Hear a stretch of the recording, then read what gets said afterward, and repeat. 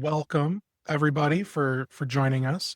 We're pumped. Today we are going to have a really fantastic presentation by Craig Fulton. Craig, can you tell everyone a little bit about yourself? Yeah. The quick version.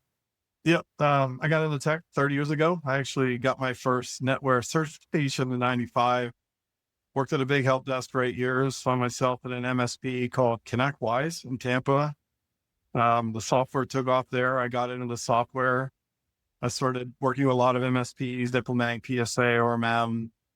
Was all over in the IT Nation community. And then a couple years ago, it's time to, you know, go on to the next chapter.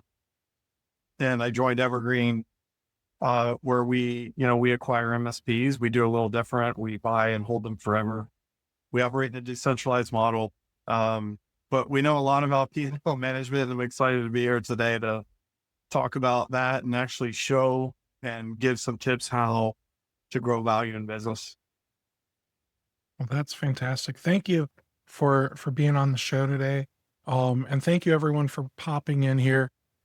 So before we get started, I did launch a poll. Um, if you've been here before, you know me and my polls.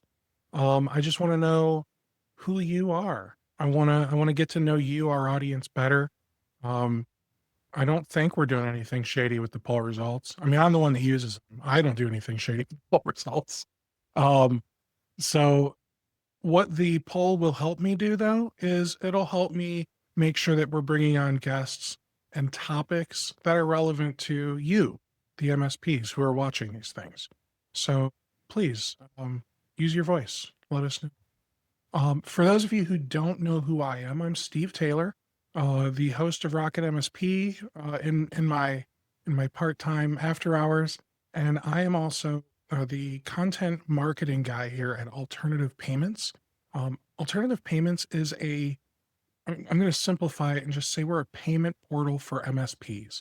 So we make it easy for your clients to log on to an interface, view all their current and past invoices, pay them, and set up auto pay. And then we've also got it set up so that way it does a ton of automation. So you can have it automatically send them their invoices. You can set up auto pay for them. You can even have it set up to where it's updating QuickBooks and your PSA when invoices get paid and when the deposits get made into your bank account. So we want to make your lives easy when it comes to accounts receivable, and that is kind of the foundation. Accounts receivable is the foundation for why we started doing these office hours sessions. So my goal is for these to always be purely educational. What I just gave you is the pitch. Okay, there's no other sales pitch in this. So with that said, Craig, Yeah. would you like to take it away? Yeah, it would.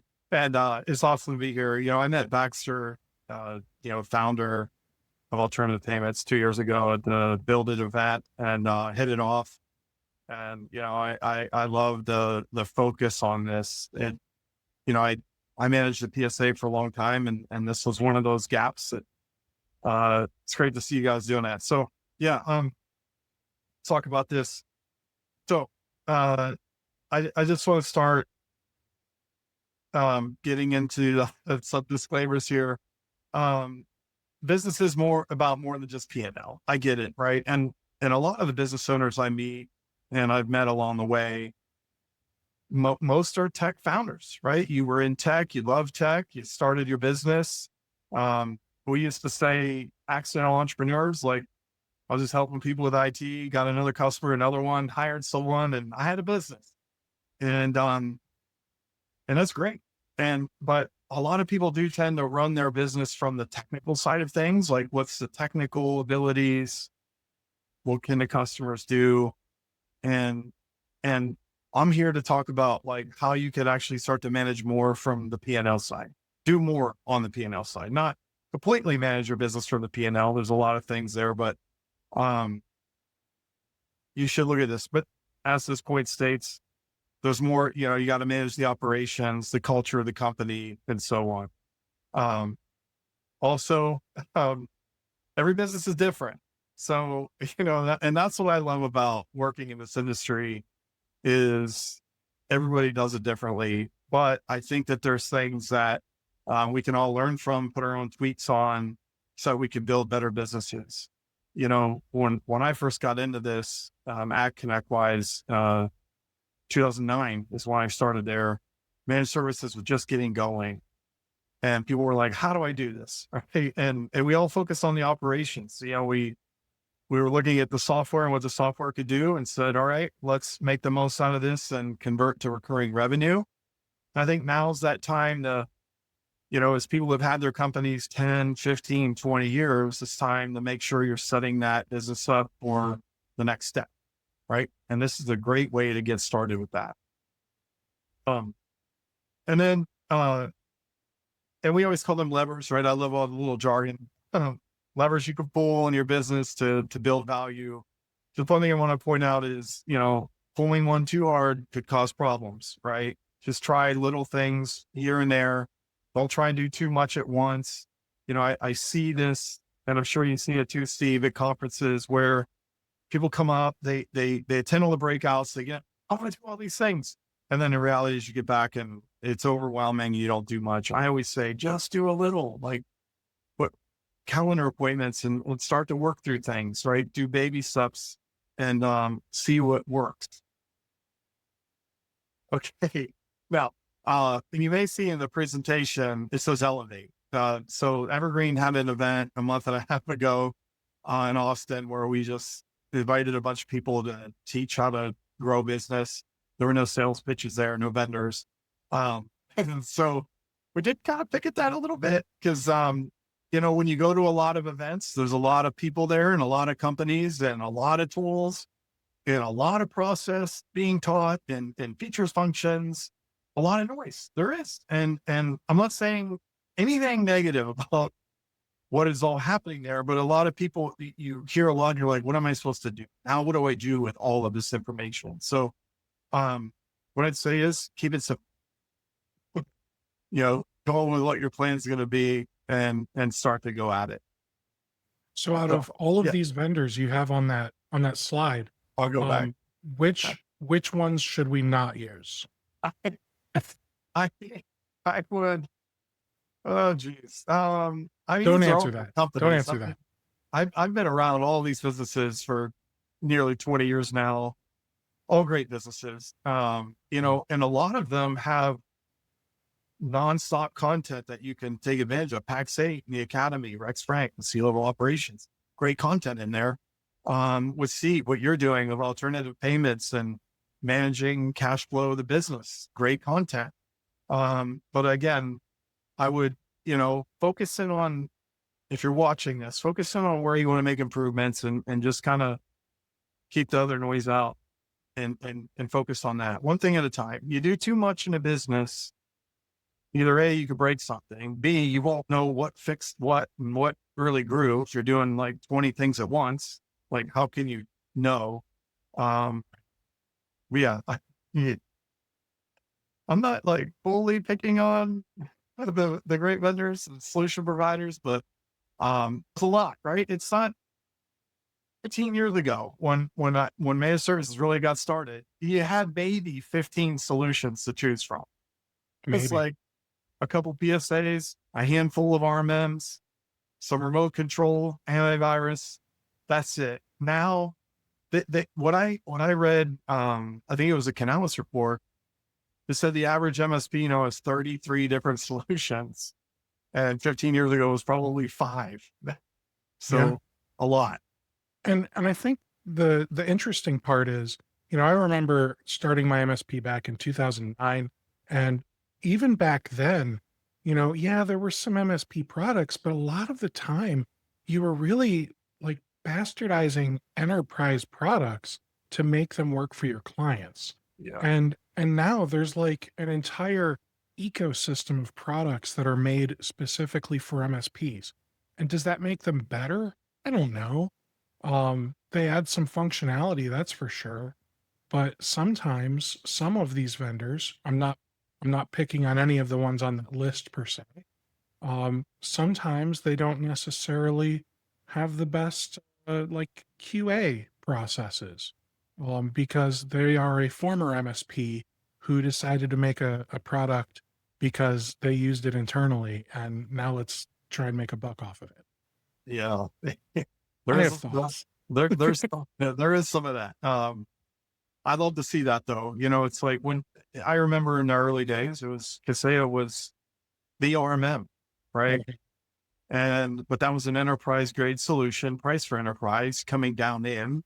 And there were some challenges, right? Getting it integrated, making it more multi-tenant. And you see them go through that change and then reprice it. But yeah, when you see enterprise come down, that's usually what it is. Is it multi-tenant and is it priced for small business? Mhm. And then when you see it start from the bottom up, it's priced for small business, intended for small business, but a little immature in the development and things. But it's I always cheer on the underdog. I'm a fan of the underdog. I'm willing to work with someone if they're doing the right thing, and I believe in their mission. Absolutely. Alternative payments is one of them. I love it. Hey, Okay. we got a big announcement coming next week. Yeah. Yeah. Stay tuned. Okay. All right. Yeah. All Nope. right. Nope. That's it. So, That's all of the taste you get. yeah. Okay. Okay.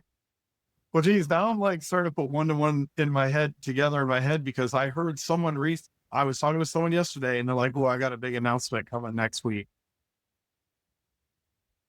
Maybe you got all right. So the obvious things, right? The obvious things. Yeah. We're trying to keep this simple, right? Again, this could be a very complex conversation when we're talking about P&L. We're going to keep it simple. The three major paths to building profitability. You can increase your price. Okay. You can reduce your costs of delivering your service. You can go find new business. So those are the three levers we're going to hone in here.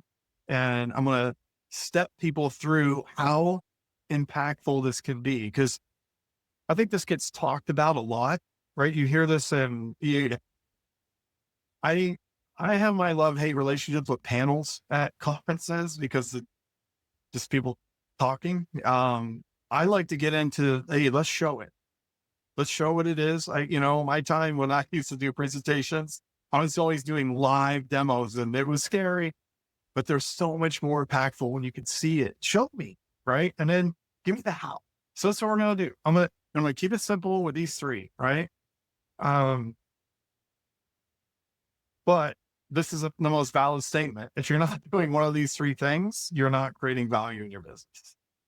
And at the end of the day, we all, I got a business management major and I remember sitting in a class and the professor saying, when you start a business, you should have an exit strategy. I'm like, when you just started, why would I want to, no, you should always have that plan. You should have that strategy. And a lot of people don't. And I'm not saying, yeah, you should have your exit strategy for tomorrow. It could be 10 years, Mhm. 5, 15, 30, 40.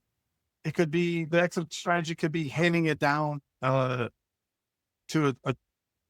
your child, right? Yeah, you should be thinking these things. And if you want to build value and you want that financial freedom, it has to fall in these three buckets. So let's show it. And this is really simple in Excel. Okay. All right. Now we're going to take what I call one of the most common scenarios of MSPs that are selling right now. 5 million in revenue, 750,000 in EBITDA. This is very common. These companies are getting bought up a lot very quickly. But let's just take a look at this business, right? Look, and again, very simplified P&L because everybody's P&L looks different, lots of different Sure. income lines, lots of different COGS expenses. We're just going to make it real easy here.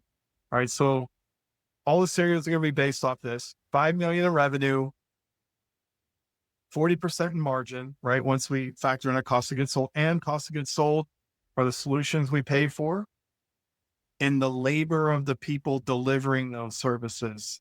So your engineers, a lot of people don't count this in there.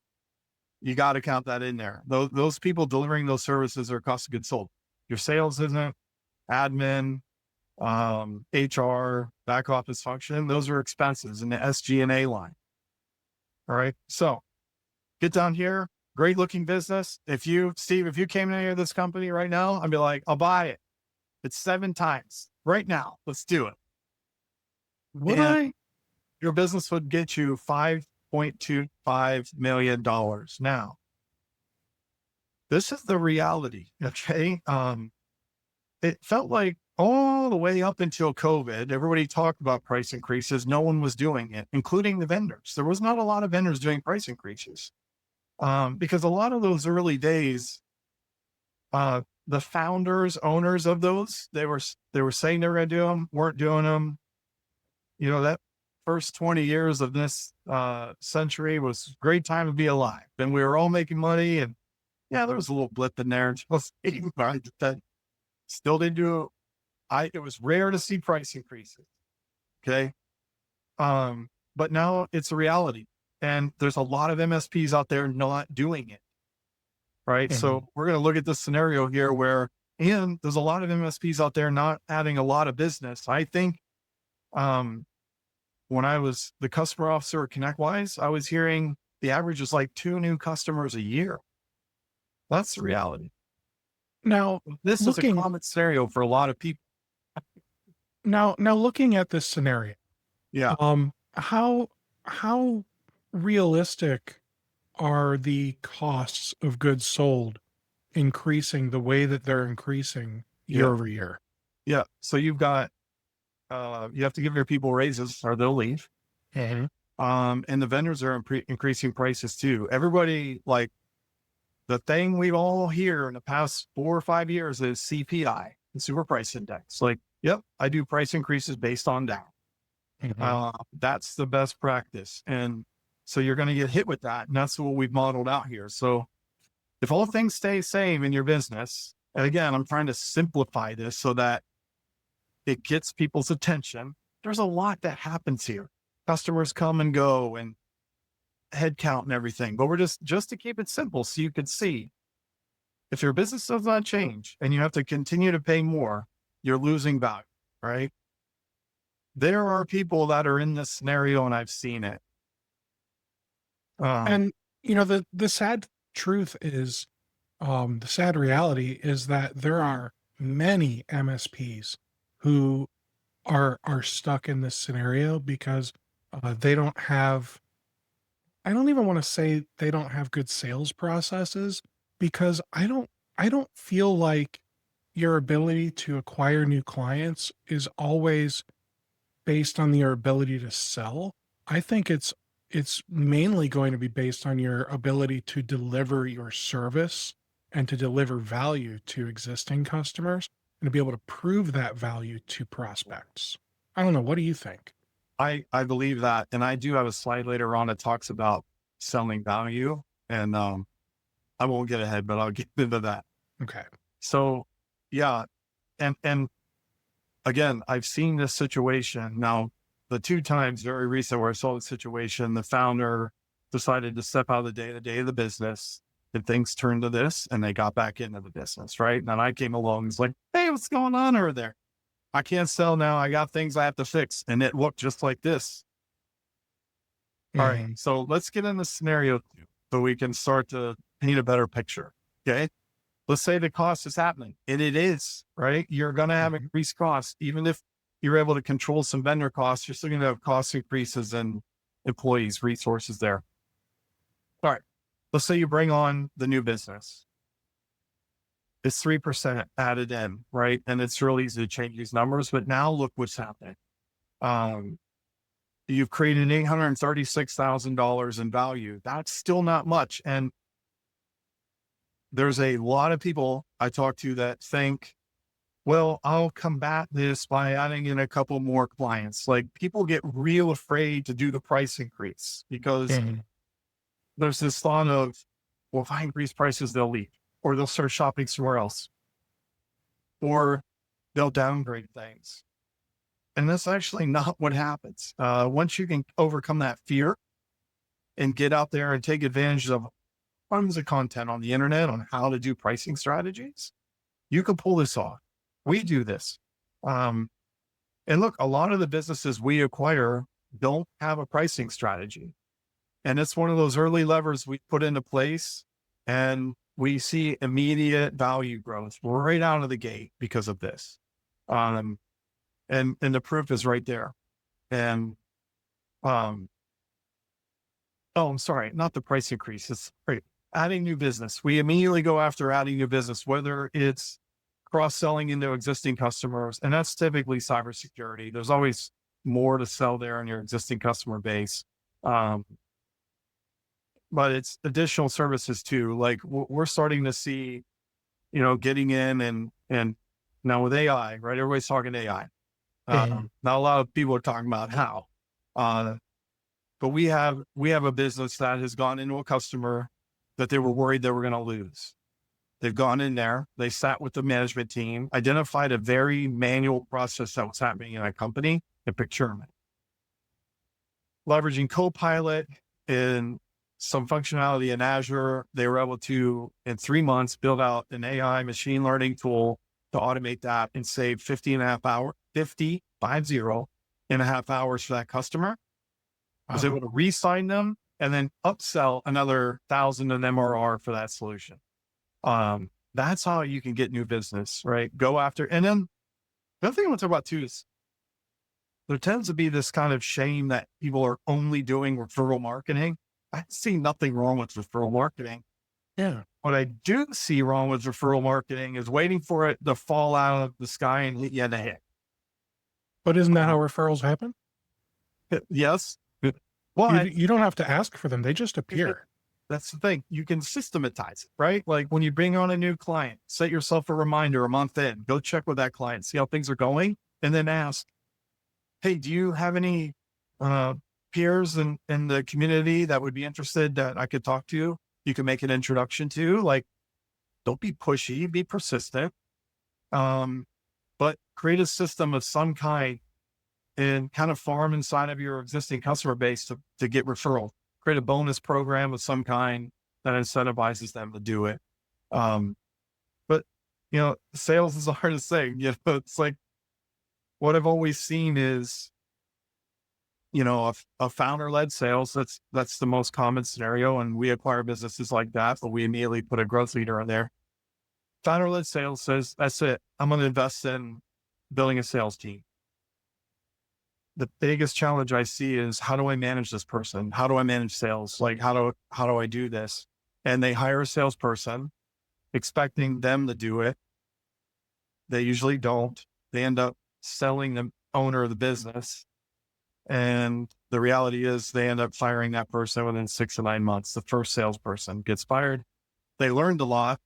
They'll put some things in place and then they'll hire another salesperson and have more success. That's very common. I heard this scenario over and over inside the peer groups.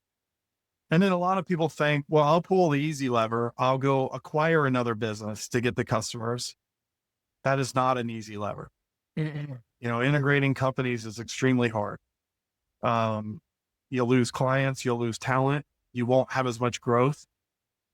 Organic growth from new business is way more valuable than inorganic growth from acquiring it.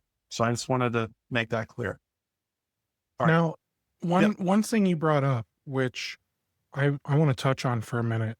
You brought up how an MSP was able to save their client 50 hours a month, just using Copilot. Um, as I know some of you hate AI. I know some of you don't understand it. Some of you love it and use it every day. Um, I get it. It's polarizing, but it's here. And I think, in my opinion, you need to learn how to utilize it. You need to learn how to teach your clients how to utilize it. So that way you can start, building prompts and building out AI tools and all this other stuff. Um, just so that way they can start to leverage some of these tools because they want it. Okay. They Yeah. maybe not the CEO, if it's some crotchety 75-year-old guy who runs the company, right? But there's a 25-year-old marketing intern or however old a marketing intern is who is frothing at the mouth, looking to use Chat GPT just to be able to write some marketing content and to create some graphics to put Yeah. and let me tell you, the capabilities of Chat GPT with graphics these days, like 6 months ago, it couldn't write a single word to save its life. Now it's able to put entire sentences Yeah. on images. Yeah. Um, it is phenomenal how quickly they are iterating these tools and progressing and improving. And you need to stay up with it. I don't care if you use Copilot or Chat GPT or whatever, but you need to like learn one and be able to start educating your clients on how to do some of this stuff, or else you're going to fall behind and they're going to go find someone else who can. Yeah, certainly. And we all have seen that Chat GTP can create cartoon action figures, and we can all stop posting those on LinkedIn now. Okay. Now let's get into this scenario, right? Mhm. Now you're like, okay, I'm getting business. I'm doing price increases. And yep, I've got that cost inflation. Look at this result. All right. Now This we're is talking. insane. Now we're getting somewhere, right? Doing Yeah. these three things. And look, if I get it, the price increase, I spoke ahead on the last one. So I'm sorry. Uh, Price increases are scary to do, but Mhm. don't do it alone. There's tons of guidance out there available. Again, all of these vendors you already work with provide a lot of content. Find it. Email me. I'll give you my email address at the end of this. We can talk. But look at what the power of putting effort into these three things can do for your business. You've now 2.4x your company into $12.5 million in enterprise value that you can sell and retire. And we can go fly fishing in the Appalachian Mountains together all day long, retired people.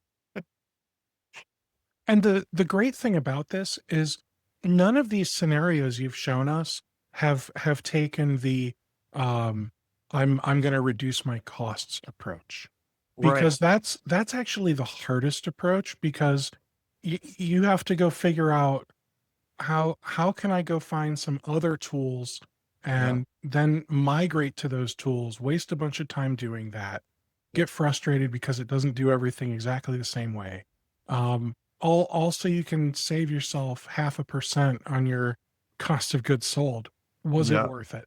So the fact that you're still only doing, I'm going to call it 5% growth or 3% growth, Yeah. because you're adding those three customers, but you're adding another 3% growth because you're increasing the price by, is that 3% every year Yep. too then? Yep. Yep. You're increasing the price 3%. Customers you added 3% every year. So not crazy. This is not crazy.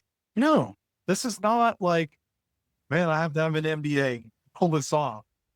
No, oh, let me get right into the last scenario. Now we're controlling costs. It's okay. We've minimized costs to almost nothing. And we've done this by no leveraging the tools you have, right? What is the whole purpose of these tools is so that you can scale, right? An RMS Yes. tool, PSA, cybersecurity tools, all of these things are that you can scale so that your engineers can do more with more customers, right? I mean, the Mhm. ultimate is to be able to bring on more business without adding any headcount, adding any additional, like you'll have to get tools. I get it, right? You're going to have to, if you're adding business, you're going to need more licenses. But what you want to make sure you're doing is negotiating the costs with the vendor. Call the vendor. Hey, I'm doing more with you now. A lot of people forget to do this. And also the out control costs. look at the tools you have. A lot of people get conference euphoria. I've seen it. You go into the expo hall, there's all these vendors there, you're razzle dazzle, and you start signing up and buying all this stuff. See, this is like 50% of my calls. People say, yeah, I have all this stuff I don't need. Mhm. And the cost goes through the roof. My recommendation is very simple. Twice a year, put it on your calendar, meet with your leaders, sit down and say, what are all the tools we're paying for? Let's just make sure, do we need all these? Do we have too many licenses? When was the last time we've negotiated the price on this or that? You have to do those things. Mature businesses do these things. You're not going to insult anybody by coming into a vendor and saying, let's talk about our future together and, Yeah. and making sure this is a win-win. Because at the end of the day, if your business is growing, you're going to be doing more with that vendor. So why not get into that partnership conversation about that happening? This again at Evergreen, this is like our number one thing we do. As soon as we get a business in, it's okay, let's look at all the vendors you're working with and what you're paying, and let's start to negotiate this with them to help get that under control so we can really focus on getting new business. Because you don't want to be doing all of this at one time. You really don't. Once you get the costs under control and your vendor management going, that can be there while you focus hard on going after new business. And look at that result. This is generational wealth now. Especially if you're like me and you still know your yard and like you drive around in the 93 Chevy S10. You're controlling your costs. And I mean, that's big money. That's big money. And you just don't see people putting in a scenario like this, showing how impactful doing these things can be. So, the tactics. This is where I went into get into those details. Now, the real life, like what do we do, right? Increasing prices. You have to stay disciplined. You can't let the customer control this conversation, right? If you put it on your contract, do it. Do it. There was another company I worked at that we had it in the contract and we never did it for 7 years, 8 years. And then when we did, oh, what is this? It's like, it's been in the contract. We just never did it. You got to stay disciplined. If you put it in there, do it. The best practices for contracts are to have that CPI increase built in, to have a 1 to 3 year terms, termination clauses in there. This is all stuff that adds value in your business, the way you even structure those things, but you should absolutely have price increase built in there. And then make sure you have the mechanism to do it, whether it's in your PSA or your accounting system. And then you got alternative payments hooked up there and the money is coming in. You're welcome back, sir. All right. Now this is what we talked about, Steve. It's like the value, right? Make sure you're selling on value. Like, what is it you're doing for the business? This has been something I've been harping on for like 7 or 8 years. We've got to get away from selling features and functions and selling like the technology to customers. We should be selling value and an outcome. Like, I roll up into a construction client, does construction. We all know what they do. They build buildings. Let's simplify that. Well, I think we all know the end goal for a construction company is to build more buildings, build it on time, and control the whole process, right? You should be going in there talking about how technology is going to enable them to do that. The outcome, the value. These solutions are going to allow you to collaborate with your general contractors better and accurate and on time. This AI solution is going to allow you to control your inventory and make sure you have the parts you need when you need them. That's a lot different than, hey, I've got this cloud solution and has 2 megabytes of space, 2 gigabytes of space, 400 terabytes of processing power. And look, it's on your phone and you can send in, like they know their business. They don't, and they know kind of what technology is. They don't know how to merge the two together. That's what you're there for to do, is teach them that. Now, a lot of people would tell me, I can't understand all my clients' businesses. And when I started telling this stuff a long time ago, I kind of understood that. But now with AI and ChatGPT, plug your, get your own instance so you're not sharing your information. I have a client, they do this and they do that, and I can deliver these services. Help me understand. It teach you. And then you can go have a more educated conversation with your client. Mhm. We have to get there. These companies, they, they, they're not going to know how to make AI help, 'cause at the end of the day, every MSP is out there to do these things with a client. Keep them up, productive, resilient, competitive, and growing. That's what we're doing. We're enabling with technology to do those things. And this is what a good growth leader in your business should be doing. They should be having those conversations with your clients. That's how you'll win business. And then, like you said, Steve, it's like, then you got to make sure your service team is set up to deliver great service. They're responding within the SLA, resolving, communicating, all of those things, right? All the stuff we've been talking about for 15 years, I have of operations. It's like, now we got to take this to the next level. Mhm. Now, Um, yeah, one of the questions I have, and folks, feel free to pop questions into the chat or in the Q&A portion. We want to answer those for you. One of the questions that I have is, let's say you're an MSP living in scenario one today, which means you're not raising prices, you're not controlling costs, and you're not growing your customer base. Um, it's probably it's probably going to be overwhelming for you to go from scenario one to scenario four in like a single calendar year. oh yeah, yeah, yeah. So is there an approach you recommend? Like, does it make sense to tell all of your customers you're raising prices first, or does it make sense to start looking for new customers? Like, which I came first, the chicken or the no, egg?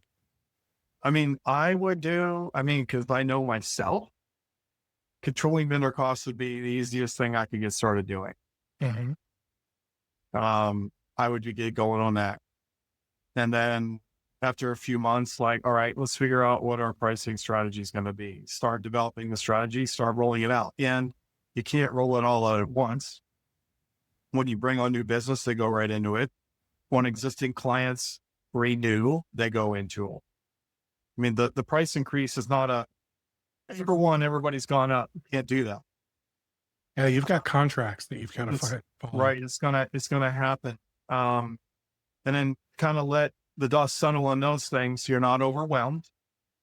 And then figure out the growth engine in the business. A company, you saw the calculation, right? And it said 7x there. I just picked a number. Sure. People ask all the time, well, how do I get the 9x?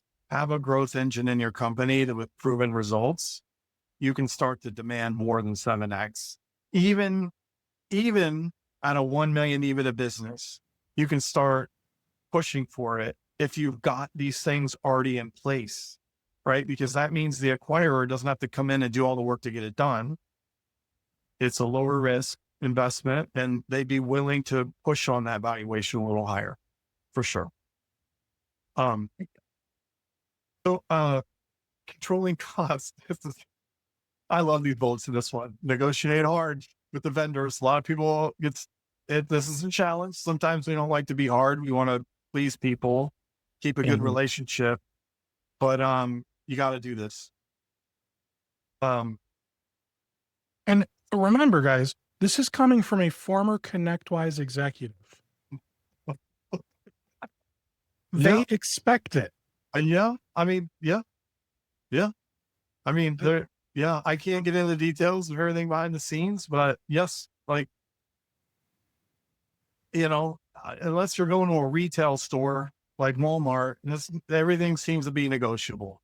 Mhm, Right? Like, um, yeah, so negotiate. mhm. Set targets and incentives, for people, leadership within your team. Incentivizing will drive results. So, for taking time, I'll keep going, but set incentives on that.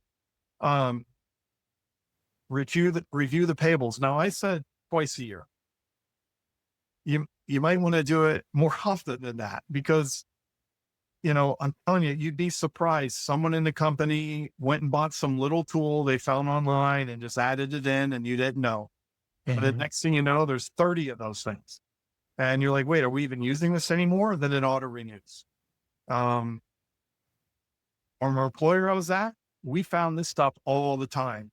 Like I say, guys, we just met three months ago. I doubt anything has happened. And then we're like, where did this $80,000 thing come from? I don't know. Like, Mhm. did this? Um, Extreme example, but it can happen.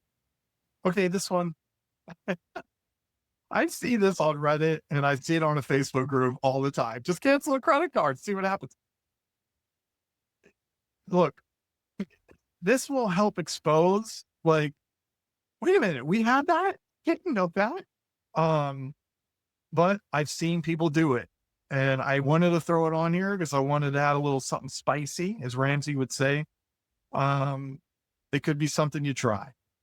Uh, And let's be honest, using a platform like Ramp or privacy.com, um, these days seems like a really good practice when there are certain vendors who like to charge you incorrect amounts or keep charging you after your contract is expired and so on and so forth, right? So, being able to give everybody a virtual card makes it real easy for you to be able to look and see, oh, okay, well, these are all the cards I've got outstanding, no. and now I don't know. What are your thoughts on that? Those, I don't want to make you upset, but I see a lot of it, right? I hear a lot of it. I pass a lot of that feedback on to people I'm still connected to.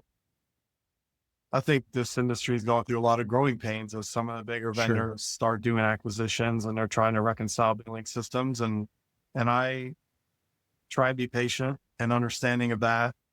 Um, I like to just see that a vendor is making progress on fixing that, right? And not Mhm. burning someone hard. But um, yeah, I just think we're going through some growing pains there of change. We're kind of in that phase in our industry where, you know, the big companies have gotten really big and they're acquiring others. I just, things happen. But if it happens a lot, yeah, it just make me happy either.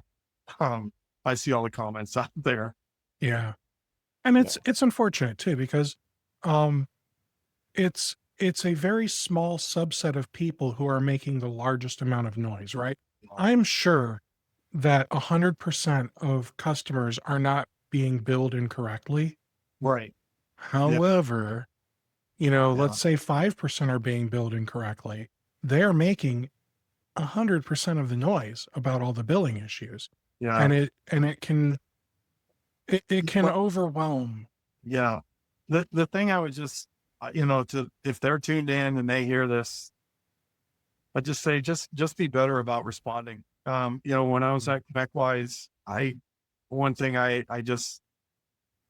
one thing I was proud of when I left there was people were saying, "Well, there goes the guy that responded." If someone emailed me, I got back to them. If they said call me, I called them. Mhm. If I said I was going to handle something, I handled it. We just need more of that. Like mistakes, we're human. We Yeah. make mistakes. I actually, I learn from mistakes, but when we don't correct them, that's one that's like, okay, um, get it together, respond, communicate. That's the thing that drives me the most crazy. But Mhm. let's, But I don't ever make mistakes. yeah, yeah. Um, and then this is an important one. And I'm not saying don't pay your bills, but if you have net 30 terms, net 45-day terms, you don't have to pay it right out of the gate, right? It's like, you're going and buying solutions from distributor or vendor. You're then delivering them. You're on terms. You're waiting for the customer to pay, and then you take that and pay the vendor. There's a reason why all that exists. Use it uh, Mhm. so that you can improve your cash flow. And then um, generating new business. That's the last one. Look at your customers. a lot of people don't, I get it. It's like running an MSP is hard. Keeping, sometimes it ends up every day being heroics, keeping your customers up and running and satisfied and meeting everything. You know, you get, I, I am really bad with these sayings, but there's that saying, what is it? The town cobbler, everybody's walking around in nice shoes, but his kids have the worst Yeah. shoes. Yeah. This is MSPs too. It's like sometimes they don't look back in on themselves. Um, you got to look back in and say, okay, where can we expand more into customers, and then go out and make it happen. Um, Mhm. that's one thing. Make sure you're taking the time.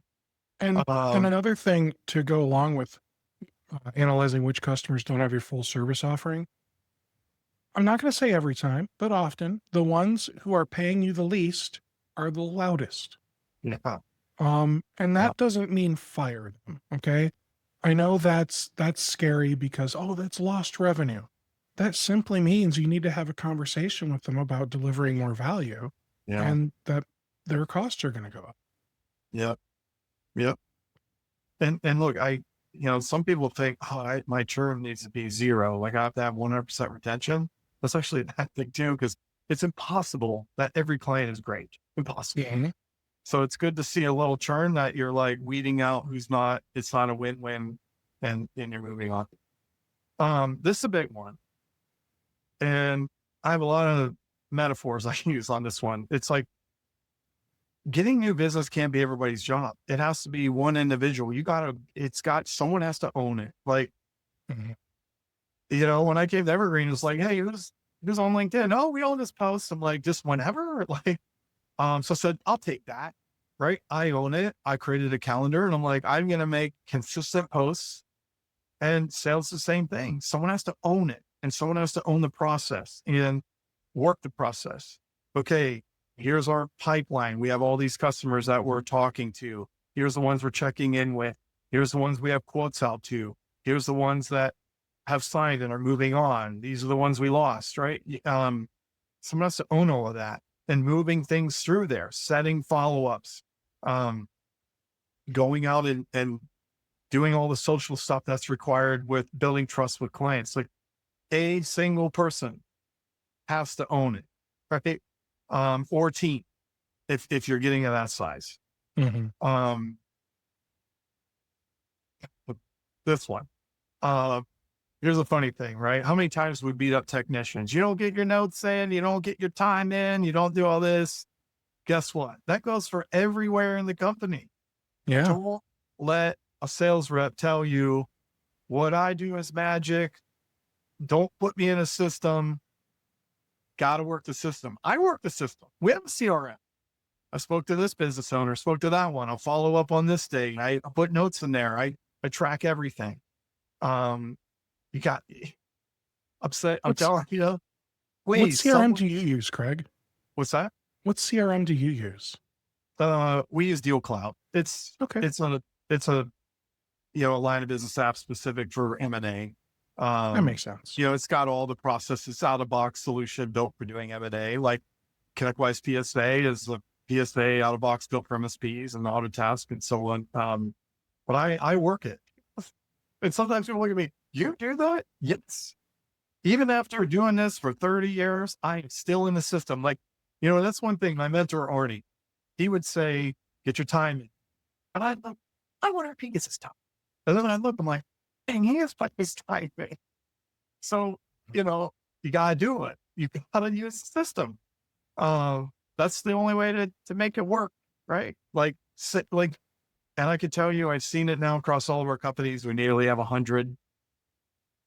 All of our sales reps use the system. They are all outperforming the norm in our industry because they follow it.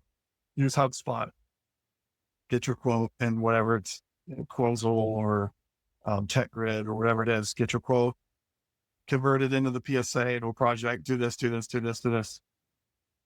You got to do it. Mhm. Been quoting. This is the obvious one. It's like, if you're having that conversation with the customer, don't waste any time getting the quote to them. It's also setting a good impression too, that like, look how fast and efficient we are. Like, I don't know how many times, see, have you done this where you're looking to buy a car and you're on a website and you're like, I'm interested. You fill it out. They call you 3 weeks later. You're like, I I already already bought a bought another car. car and I've taken 3 road trips Yeah. and it already blew the engine, dude.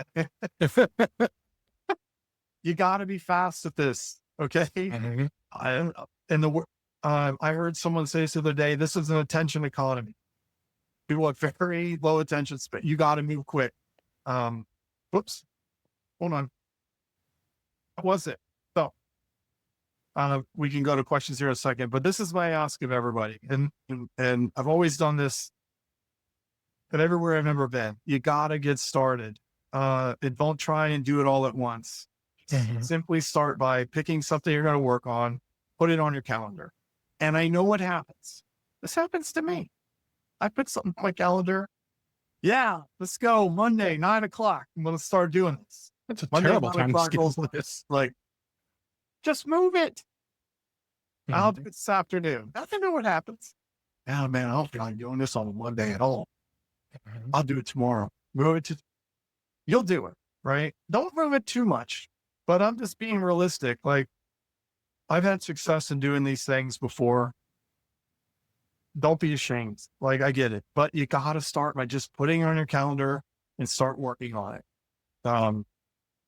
Then if anyone wants to talk about this, man, if I have time, I'm happy to have a conversation about anything here, offer guidance. You know, we've got at Evergreen, we have a team of operators that are growing almost 100 companies at about average of 15% EBITDA growth year over year, doing these things. And we are so happy to share that because we want to see people grow their business. Mhm. We need this industry thriving and healthy, whether they sell to us or not. We need good businesses out there and we're happy to help. Sure. Well, Craig, this was phenomenal. That was your last slide, right? That was it. That was it. All right. Well, then we're gonna switch back to this view here. Thank you so much for hopping on here and doing this. We, I believe, have answered all of the questions. Um, Nursing said he's unable to open the document, which is in the resources. It is a PDF, so I can see if I can include it in the email that goes out tomorrow to everybody with the recording. But yeah, if anybody has any final questions or comments, now is the time. Well, Um, I'd like to give a little plug too. yeah. And this is by no means me being uh, the ConnectWise guy. This tool's been around a long time. Service Leadership Index is also one of the best ways to get going on this. So Paul Dipple, 25 years ago, came up with a methodology of financial benchmarking, right? To see where you stand. And it's real simple to start getting this stuff filled out. And service leadership will start to inform you where you can focus your attention in a much more methodical way. That might be something you want to do down the line, but like I said, you got to start somewhere. Got to start somewhere. Absolutely. Absolutely. Well, again, Craig, thank you so much for coming on here and doing this with us. All Our right. next office hours session will be on May 1st. We're going to have Julie from Next Level Now, and she's going to have a presentation called It Never Just Works. We're going to talk about setting up new tools like PSAs and whatever, and how critical it is to make sure you're setting up finance correctly from the start. So I hope to see you guys there. You can register for that session at alternativepayments.io, and I will send you guys out an email with that information as well. I hope you all have a fantastic rest of your day. And if you have any questions, feel free to reach out to me or Craig. And yeah, take care, everybody. Thanks,